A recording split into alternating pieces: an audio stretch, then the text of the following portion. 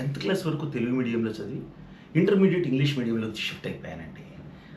అప్పుడప్పుడే పింపుల్స్ రావడం మొదలెట్టాయి. అప్పుడు క్లియర్ సెల్ అని ఒక ఆయింట్మెంట్ ఉండేది. పింపుల్స్కి. అది అప్లై చేస్తూ ఉండేవాళ్ళం.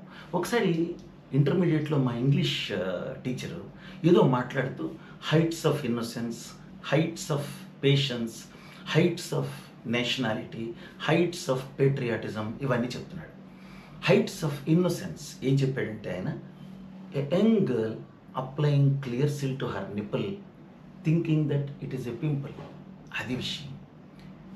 ఇకపోతే height of patriotism and nationality ఏంటంటే ఇండిపెండెన్స్ స్ట్రగుల్ టైంలో మన లీడర్స్ అందరూ కూడా they used to use khadi Nirodh.